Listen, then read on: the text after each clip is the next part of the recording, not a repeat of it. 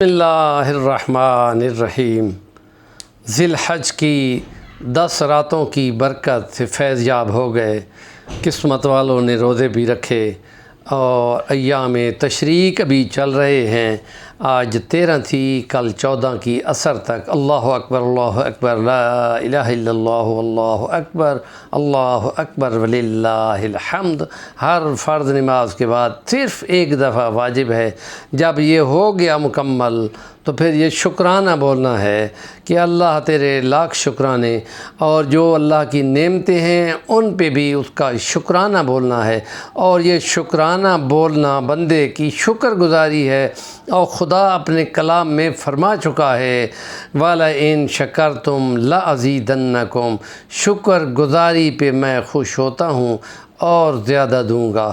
اور یہ جو ناشکری کرتے ہیں، کفران نعمت کرتے ہیں، اللہ کی عطا کی ہوئی صحت اور ان کی نعمتوں کے استعمال کے بعد کوئی بندگی اس کی اور وہ زبان سے اظہار نعمت یا اس کی تسبیح یا اس کی تحمید یا اس کی تہلیل یہ نہیں پڑھتے تو وہ پھر اپنا نقصان کرتے ہیں، اجر سے محروم ہوتے ہیں کلمہ پڑھنے کے بعد بھی۔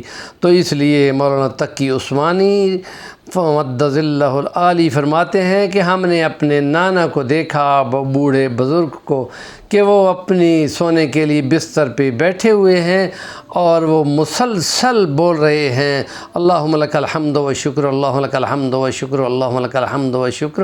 یہ اللہ کی حمد و ثناء اور اس کے شکران نعمت ہے کہ جو عافیت گزر گئی، جو خیریت گزر گئی، جو تمام جہی جسم صحیح سالم اور حالات صحیح سالم اور قربانی صحیح ہو گئی، اور گوشت بھی جتنا کھایا جا سکیا کھایا، جتنا بانٹا جا سکا بانٹا، اور اللہ سے امید رکھی کہ اس کے ہر بال کے بدلے نیکی اور تقوی ملے گا اور خدا کی رضا ملے گی۔ یہ شکران نعمت ہے۔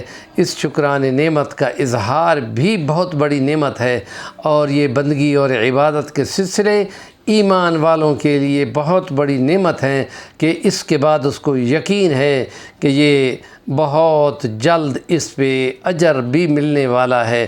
ہمارے چینل کا نام ہے صفی الرحمن الوانی، ضرور سبسکرائب کر لیں۔